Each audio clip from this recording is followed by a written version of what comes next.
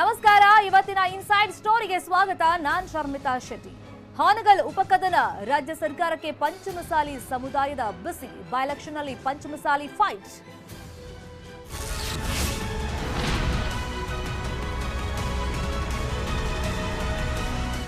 CM ಬೊಮ್ಮಾಯಿಗೆ election ಜೊತೆಯಲ್ಲಿ ಮೀಸಲಾತಿ tension ದಿನದಿಂದ ದಿನಕ್ಕೆ ಜಾಸ್ತಿ ಆಗ್ತಾ ಇದೆ. ಹಾನಗಲ್ ಬೈ ಎಲೆಕ್ಷನ್ ನಲ್ಲಿ ಪಂಚಮಸಾಲಿ ಫೈಟ್ ಇದೀಗ ನಡೆಯುತ್ತಾ ಲಕ್ಷಣಗಳು ಕಾಣ್ತಾ ಇದೆ. ಪಕ್ಷೇತರ ಅಭ್ಯರ್ಥಿಯನ್ನು ಕಣಕ್ಕಿಳಿಸಲು ಸಮುದಾಯ ಪ್ಲಾನ್ ಅನ್ನ ಮಾಡಿಕೊಂಡಿದೆ. ಪಂಚಮಸಾಲಿ ಹೋರಾಟಕ್ಕೆ ವೇಗ ನೀಡೋದಕ್ಕೆ ನಿರ್ಧಾರವನ್ನ ಮಾಡಿಕೊಂಡಿದೆ. ಹಾನಗಲ್ ಕ್ಷೇತ್ರದಲ್ಲಿ 78,000 ಲಿಂಗಾಯತ ಮತಗಳು ಇರೋದು.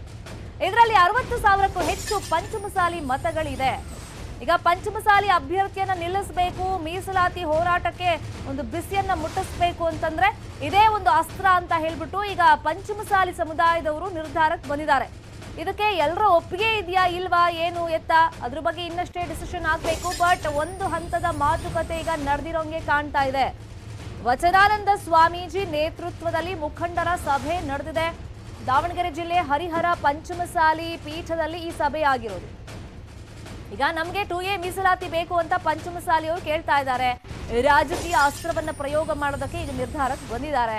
ಬಿಜೆಪಿ ಹಾಗೆಯೇ ಕಾಂಗ್ರೆಸ್ಗೆ ಸಮುದಾಯಕ್ಕೆ ಟಿಕೆಟ್ ನೀಡೋದಕ್ಕೆ ಒತ್ತಾಯ ಮಾಡ್ತಾ ಇದ್ದಾರೆ. ಪಂಚಮಸಾಲಿಗಳಿಗೆ ಟಿಕೆಟ್ ಸಿಗದೇ ಇದ್ರೆ ಪಕ್ಷೇತರ ಅಭ್ಯರ್ಥಿಯನ್ನ ನಾವು ಕಣಕ್ಕಿಳಿಸ್ತೀವಿ ಅಂತ ಹೇಳ್ಬಿಟ್ಟು ಮತ್ತೊಂದು ರೀತಿಯಲ್ಲಿ ಒಂದು ಅಸ್ತ್ರವನ್ನ ಬಿಟ್ಟು ನಮಗೆ ಮೀಸಲಾತಿ ಬೇಕು, ಇಲ್ಲ ಅಂದ್ರೆ ನೋಡಿ ನಾವು ಹಿಂಗ್ ಮಾಡ್ತೀವಿ ಅಂತ ಹೇಳ್ಬಿಟ್ಟು ಒಂಥರ ರಾಜಕೀಯವಾಗಿ ಒಂದು ಅಸ್ತ್ರವನ್ನ ಬಿಟ್ಟು ಮೀಸಲಾತಿಗೋಸ್ಕರ ಈ ರೀತಿನೂ ಹೋರಾಟವನ್ನ ಮಾಡಬಹುದು ಅಂತ ಹೇಳ್ಬಿಟ್ಟು ಒಂದು ಹೊಸ ಆಂಗಲ್ ಹುಡುಕಿದ್ದಾರೆ.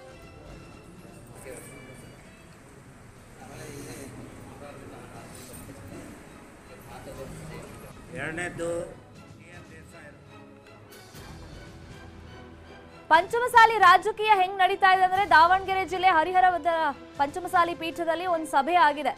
ವಚನಾನಂದ ಸ್ವಾಮೀಜಿಗಳ ನೇತೃತ್ವದಲ್ಲಿ ಈಗ ಒಂದು ಸಭೆ ಆಗಿರೋದು. ಅವ್ರು ಏನ್ ಹೇಳ್ತಿದ್ದಾರೆ, ಈಗ ನೋಡಿ ಮೀಸಲಾತಿ ಕೊಡಬೇಕು, ಇಲ್ಲ ಅಂತಂದ್ರೆ 60,000ಕ್ಕೂ ಹೆಚ್ಚು ಪಂಚಮಸಾಲಿ ಮತಗಳಿದೆ ಹಾನಗಲ್ನಲ್ಲಿ, ನಾವು ಪಕ್ಷೇತರ ಅಭ್ಯರ್ಥಿಯನ್ನ ನಮ್ಮ ಸಮುದಾಯದವರನ್ನ ನಿಲ್ಲಿಸ್ತೀವಿ ಅಂತ ಹೇಳ್ಬಿಟ್ಟು ಒಂದು ಹೊಸ ಅಸ್ತ್ರವನ್ನ ಈಗ ಹುಡುಕಿದ್ದಾರೆ. ಅಷ್ಟರ ಒಳಗಡೆ ನೀವೀಗ ನಮಗೆ ಮೀಸಲಾತಿ ಘೋಷಣೆ ಮಾಡಬೇಕು ಅನ್ನೋದು ಇವರ ಒಂದು ಬೇಡಿಕೆ ಆಗಿದೆ.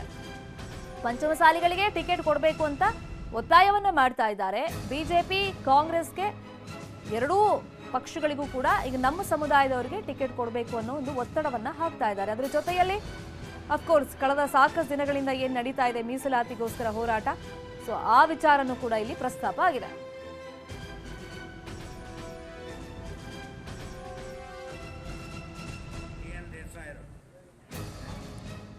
ಇನ್ನು ಸಿಎಂ ಅಂಗಳದಲ್ಲಿ ಪಂಚಮಸಾಲಿ ಮೀಸಲಾತಿ ಹೋರಾಟ ಇದೆ. ಈಗ ಸಮುದಾಯದ ಮುಖಂಡರ ಮನವೊಲಿಕೆಗೆ ಸಿಎಂ ಮುಂದಾಗಿದ್ದಾರೆ.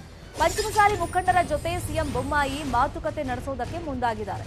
ಯಾಕಂದ್ರೆ ಜಯ ಮೃತ್ಯುಂಜಯ ಸ್ವಾಮೀಜಿ ಗಡುವಿನ ಮೇಲೆ ಗಡುವು ಕೊಡ್ತಾ ಇದ್ದಾರೆ, ಅದನ್ನ ಮತ್ತೆ ಎಕ್ಸ್ಟೆಂಡ್ ಮಾಡ್ಕೊಂಡು ಹೋಗ್ತಾ ಇದ್ದಾರೆ.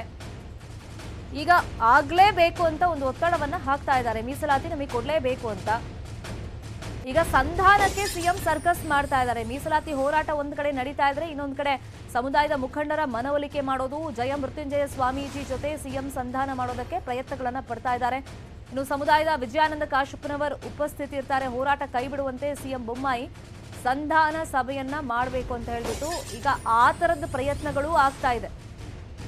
ಯಾಕಂದ್ರೆ ಈಗ ಪಂಚಮಸಾಲಿ ಸಮುದಾಯದವರು ನಿರಂತರವಾಗಿ ಹೋರಾಟವನ್ನ ಮಾಡ್ತಾ ಇರೋದ್ರಿಂದ ಜಯ ಮೃತ್ಯುಂಜಯ ಸ್ವಾಮೀಜಿಗಳ ನೇತೃತ್ವದಲ್ಲಿ ಇದು ಸರ್ಕಾರಕ್ಕೆ ಯಡಿಯೂರಪ್ಪನವರಿದ್ದಾಗಲೂ ಕೂಡ ಒಂಥರ ಬಿಸಿ ತುಪ್ಪವಾಗಿ ಪರಿಣಮಿಸಿತ್ತು. ಈಗ ಸಿಎಂ ಬಸವರಾಜ ಬೊಮ್ಮಾಯಿ ಅವರಿದ್ದಾರೆ, ಅವ್ರಿಗೂ ಕೂಡ ಬಿಸಿ ತುಪ್ಪವಾಗಿ ಪರಿಣಮಿಸಿದೆ. ಗಡುವಿನ ಮೇಲೆ ಗಡುವುಗಳನ್ನ ಕೊಡ್ತಾ ಇರೋದ್ರಿಂದ ಈಗ ಬೈ ಎಲೆಕ್ಷನ್ ನಲ್ಲಿ ಇದು ಒಂದು ದೊಡ್ಡ ಹೊಡೆತವನ್ನ ಕೊಡಬಾರ್ದು. ಹಾಗಾಗಿ ಈಗ ಸಂಧಾನ ಮಾಡೋಕ್ಕೋಸ್ಕರ ಒಂದಿಷ್ಟು ತಯಾರಿಗಳು ಆಗಿದೆ.